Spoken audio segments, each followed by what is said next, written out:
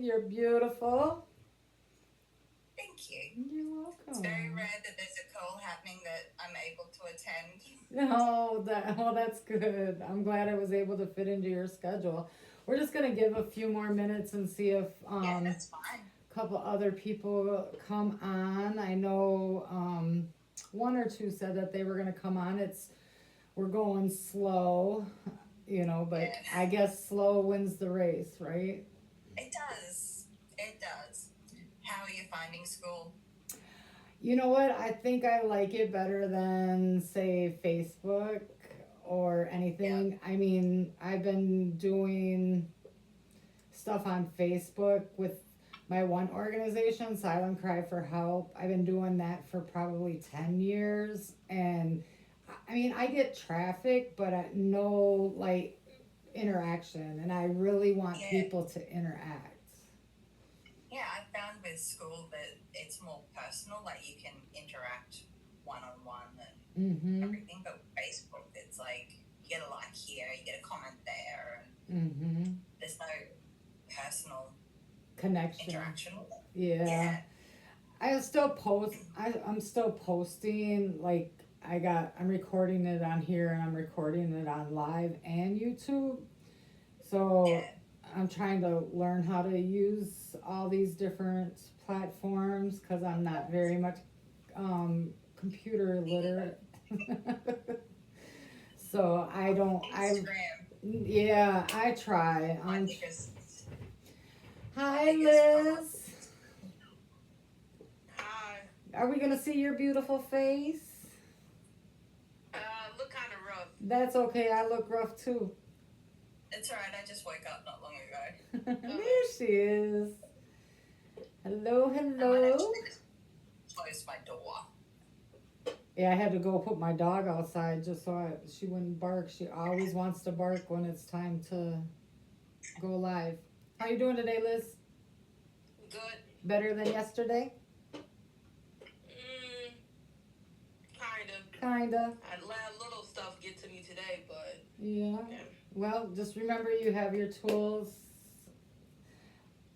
Just keep writing about it and getting it out because when we hold things in, what happens? It just keeps festering and festering and festering, right? Yep. So, uh, that's one of the things that I really like to teach is not holding on to um, our trauma or our emotions as far as letting them build up because eventually what's going to happen, we're just going to keep stuffing, stuffing, stuffing, and we're going to explode. And that's why I'm really passionate about writing into the wound, is because writing has really truly been my outlet for my healing journey for the last 8 years. Um, Let me just tell you, Amanda, a little bit about myself. My name is Tina, but I do go by Phoenix. Phoenix Rain. That is my company, and I am an energy healer, life coach, and medium. I do use modalities of tarot and the stars and the moon to help with my tarot and, just getting people to know a little bit more about themselves, right? Because when, if we take the time and, just a second, I gotta check and make sure that there was nobody else coming on or sitting in there. Okay. Um, is being able to collaborate all of these together. I'm really learning how to be on camera. I've done podcasts now. I have 2 seasons on Spotify, but those were really, really dark. When I go back and listen to them now, um, I was really in a dark place. And 3 years ago is when I really noticed how dark of a place I was. I couldn't hardly speak a full sentence. I was 170 pounds heavier than what I am. They said I had early onset dementia and Alzheimer's, and I was having mini strokes, and it was just horrible. I look back at my pictures now, and you could just see the sadness that I carried and the weight that I was carrying. And writing has truly been me dealing with my shadows face to face, and also Uber and Lyft. 3 years ago, I started to do Uber and Lyft, and the universe had something different in plan of using Uber and Lyft, and it took me to every place that my trauma happened, and I had to sit in it, and I couldn't run from it, and so I learned to write about it, and I learned to be able to identify the emotions that were tied behind a lot of that trauma. At 5 years old, I went into my first foster home. I was in 42 different placements between foster home, psych wards, mental institutions, and drug rehabilitation. Anytime mom got a new boyfriend, I got sent away. Was pregnant at 12 with a set of twins that I lost. 17, I had my oldest daughter, and I thought that was going to be life. I thought being a mom was going to be my salvation, and I was going to finally have somebody that loved me unconditionally. And that isn't what happened at all. I was a scared little girl, didn't know how to be a mom by any means, didn't have really any guidance. I say I had 40 different parents, so I had 40 different morals, 40 different views, and I was trying to figure it out. That didn't work, got into a bad marriage that was abusive, had my son. In that 3 years that I was married, I was shot. Almost every bone in my body was broke. And he never did a day in jail. The day that my son was born, we had snipers on the roof because he beat me so bad. But I kept pushing, and I just kept pushing, and I just knew and I believed that there was something greater than this trauma that I was constantly reliving. And I started writing poetry probably when I was 12 or 13. Most of my stuff got ruined from my first husband. He destroyed most of it because he didn't like the truth, I guess. After that, got married again. That was very short-lived. Had 2 more children, 18 years from my oldest to my youngest. Hey, Nicole. And thought, I was going to do everything completely different with this set of children than I did with my first set. I was just a child, so I really didn't know. I was in my 30s when I had my second set of kids. Yeah, well, I don't know. That kind of backfired. It seems like they feel I was just a bad mom. And I did everything different than I did with my first set of kids. And so now here I am, an empty nester, and I really just don't know what I'm doing in life, or what is the next part of life. So writing into the wounds has become my baby, as well as my guilt and shame. I have a double master's. Was a alcohol and drug counselor. I really am passionate about helping people with addictions heal. I suffered addiction for a long time. My drug of choice was crack cocaine, and I've been clean 25 years. But I still had those moments. Then fell into opiate addiction because I had a major surgery that caused major nerve damage. They said I was never gonna walk, and this was in 2012. I was on disability, and I told them that they were a liar. and today I have no pain. I don't have dementia. I don't have Alzheimer's. I'm not having many strokes, and I'm the best health-wise that I've ever been. So that's a little bit about me. But I want to jump in right away. Let's just go around. Can we all introduce ourselves? Just get a little brief introduction, where you're from, and a fun fact about you. Who wants to go first? Go ahead, Amanda. I'm Amanda. I'm from Queensland, Australia. I am pretty much a jack of all trades, but I'm a hairdresser and a beauty therapist, as well as I'm currently studying accounting and bookkeeping, and I love Pokemon. Well, geez, I love it. I'm glad I'm not the only one that's a jack of all trades. Nicole. Yeah, if I find anything, I research the hell out of it and get it done. Love it. Are you a Scorpio? No, Pisces. Pisces. Well, they're pretty close matched. I just looked into the Scorpio sign today because my daughter was born November 8th. And yeah, that was one of the traits. I just since you mentioned it, sorry. That's okay. Thank But you. yeah, I'm Nicole. A fun fact, right? Oh, where I'm from. Partially Wisconsin, and then Chicago for my teen years, and then back here in Wisconsin now. Fun fact. I don't wanna steal Amanda's and say jack of all trades. But but I have noticed that especially just with this chapter in life, looking into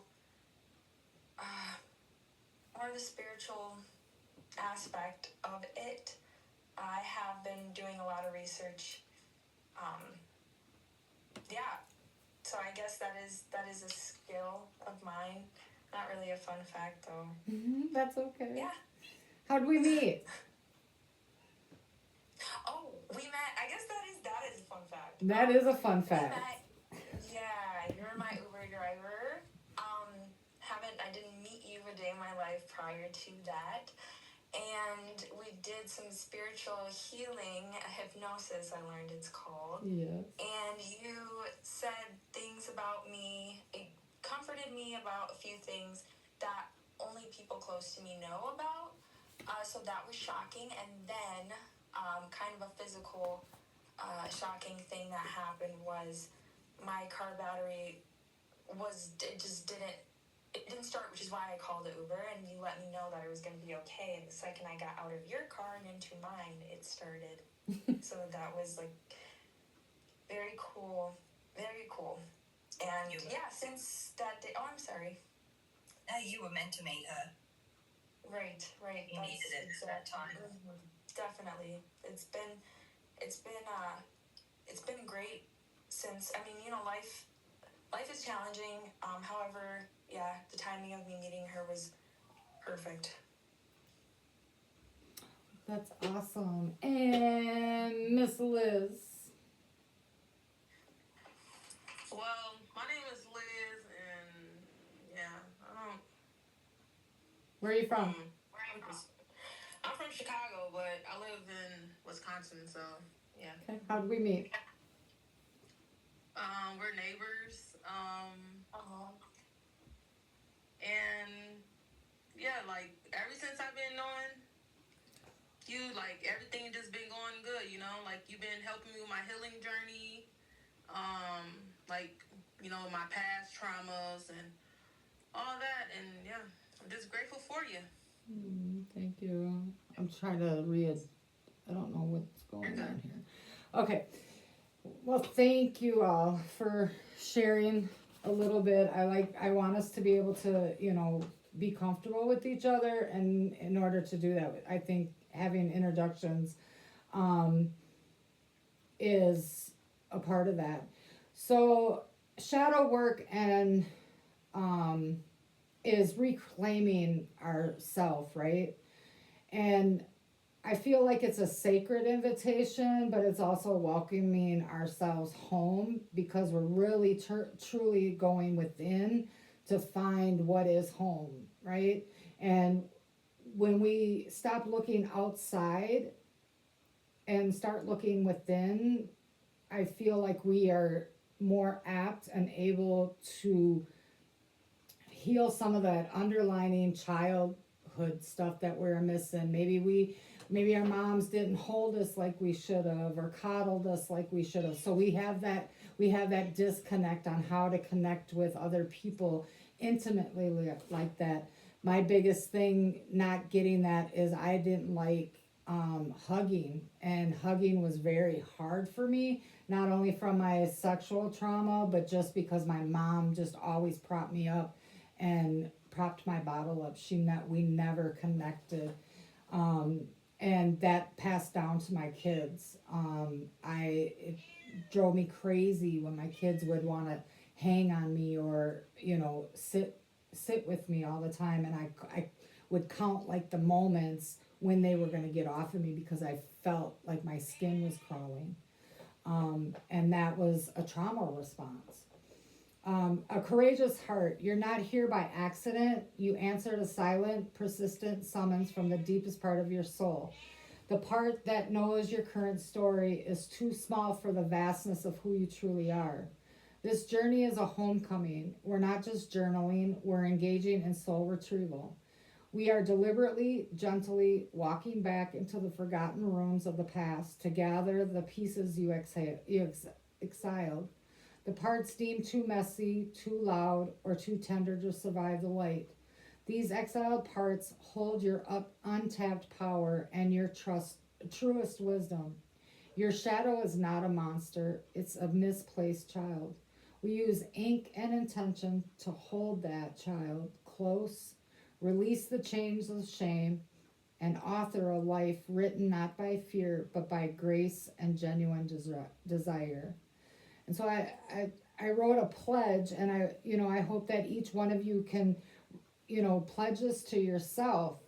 I grant myself full, unconditional permission to be messy, to weep, to rage, and to write the truth without editing or explanation. I trust the paper to hold the weight of my sacred story.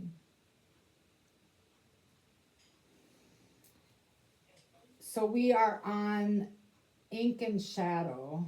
And what that is writing things you've been afraid to say out loud. And sometimes that can be really hard, right?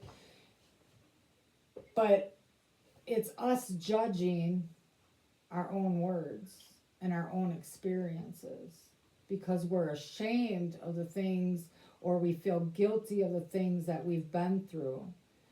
But when you can look at them and look at that shadow and embrace it, you're able to just have that conversation with you and your little self.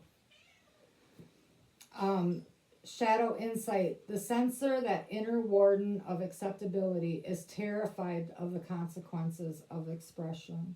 The paper is the ultimate sanctuary. It demands no replies, offers no judgment, and holds all secrets without betrayal. In this module, we're going to commit to the necessary rebellion. We give the unspoken, the suppressed, and the ugly feelings a courageous home on that page. The act of writing is the first step forward or toward dismantling the internal power structure and built on silence. How do you guys feel about that statement? Are you comfortable with being honest with yourselves?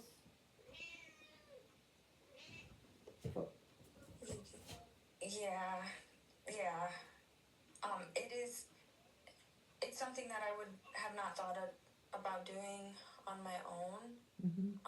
And then when I did end up writing down the things that I was scared to say out loud, I kind of surprised myself in two ways. One, because it was hard to get going, but there's a lot of things that I have kept in that I didn't want to say out loud, which is weird because it was hard. And then when I did write some stuff down, I was shocked with what I did write down, and it was a lot of direct speaking, like speaking directly to negative people in my past. Oh, and I did learn that, I know this is kind of obvious, but healing is grounding. At first, when I saw that we were, that you kind of, well, you set the prompt to write to our past.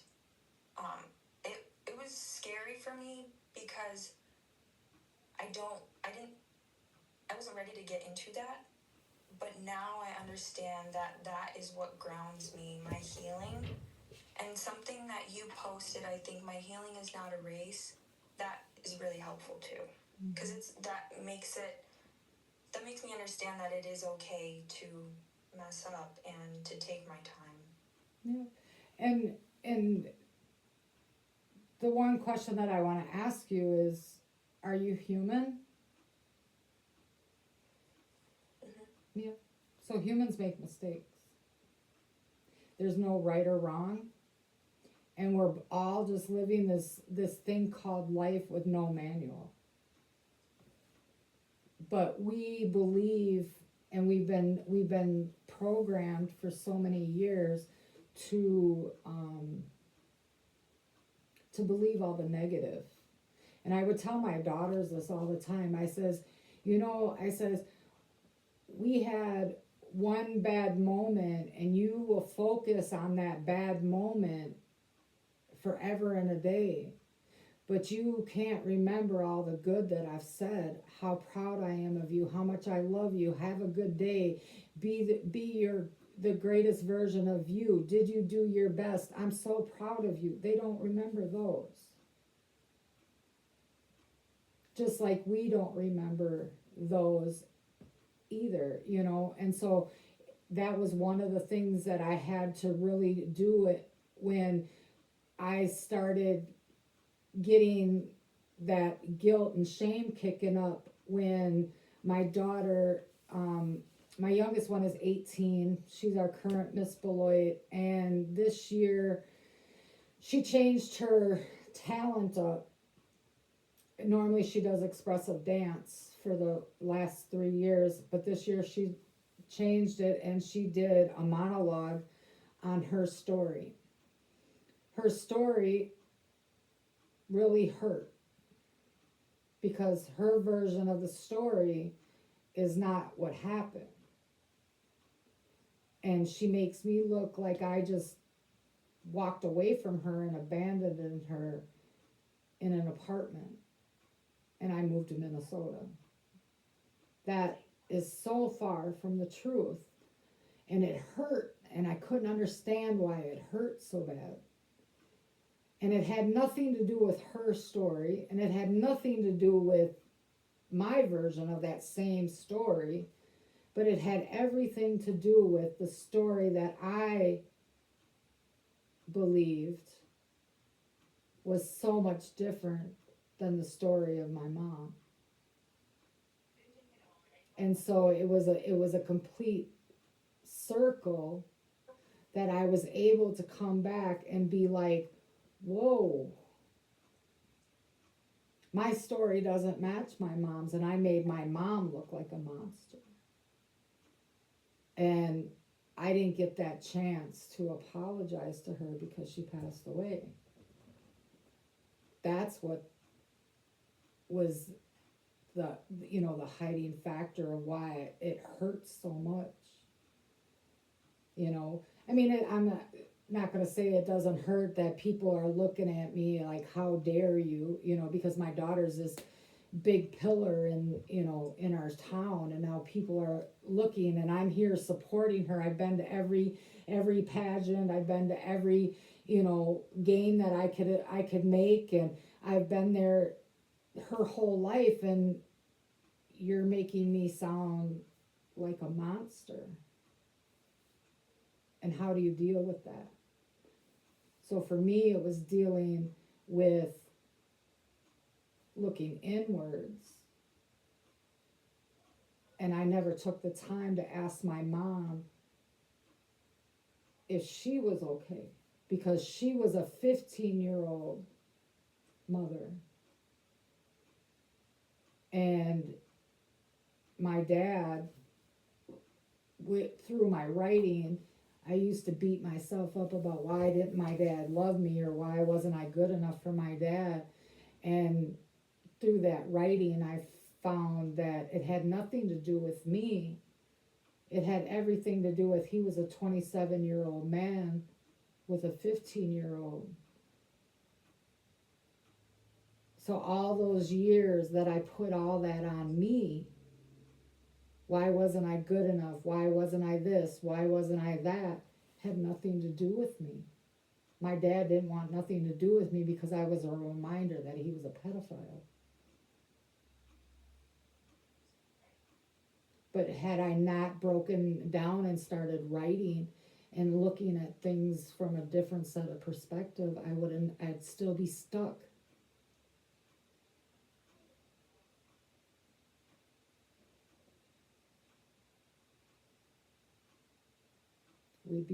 I'd still be stuck.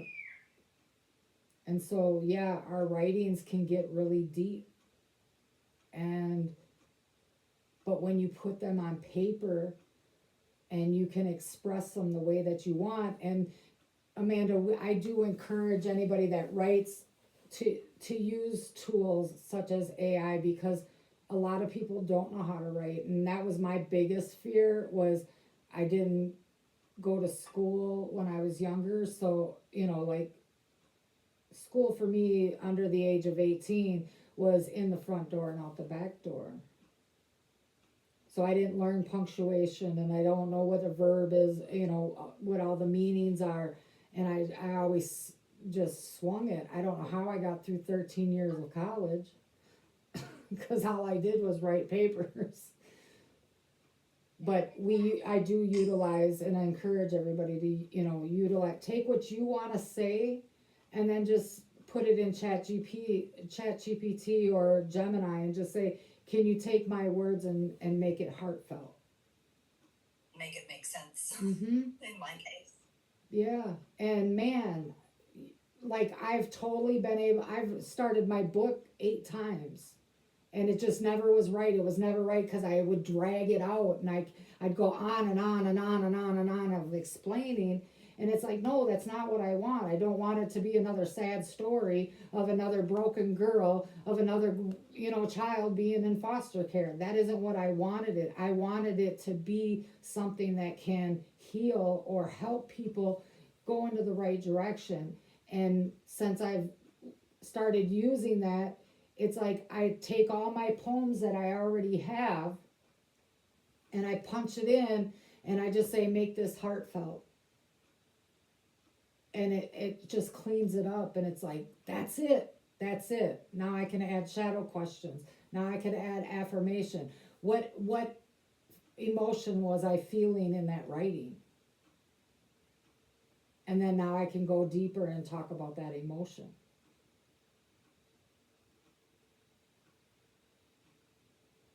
Would anyone like to share their writing?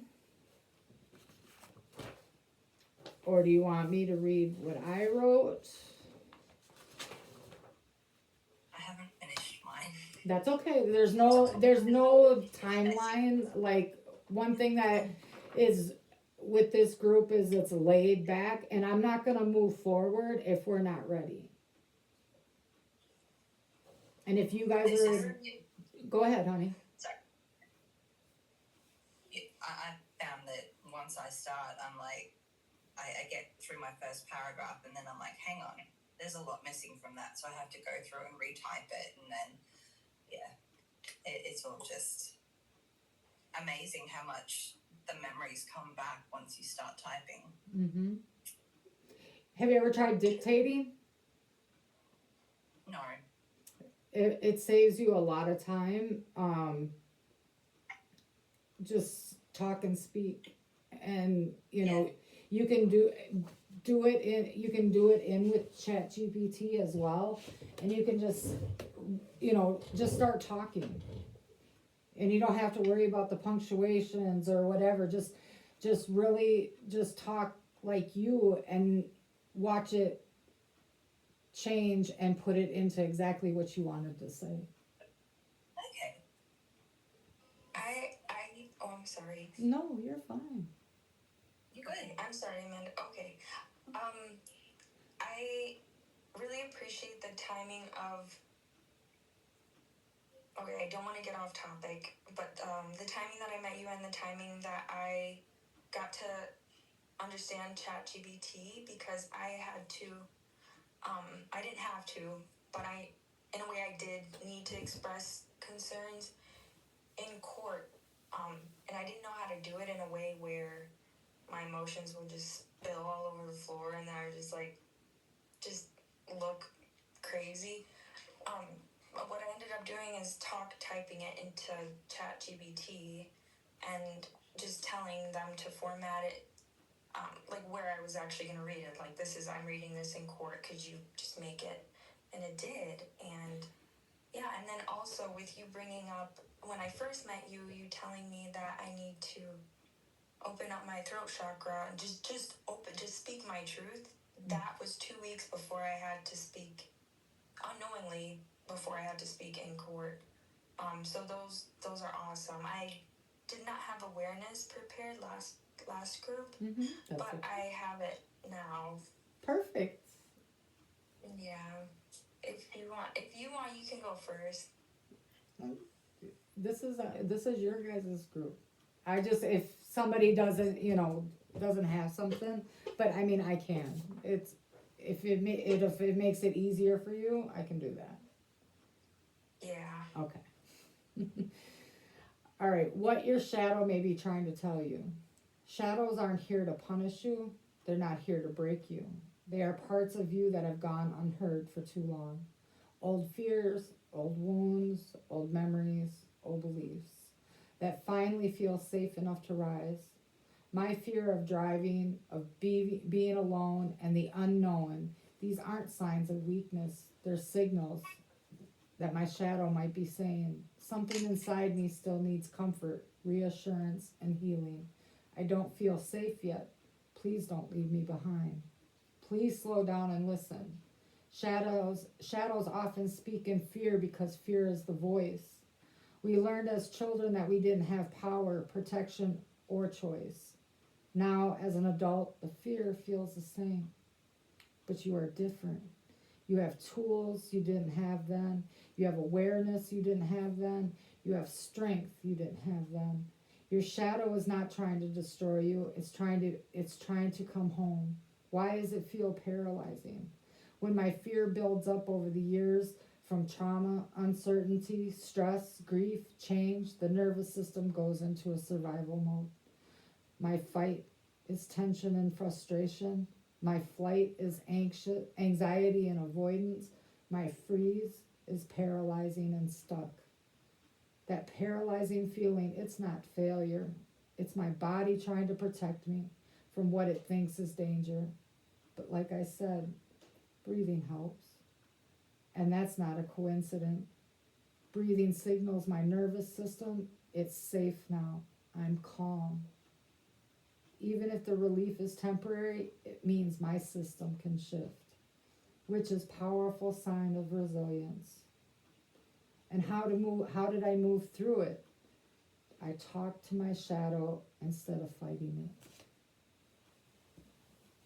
it.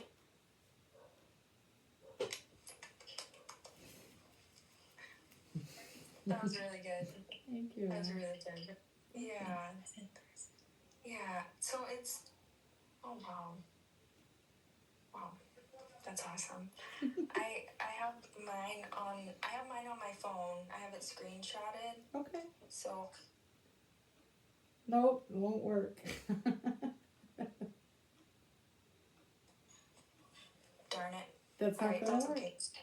That's alright. You can have it for next time. We got you. Liz, how about you?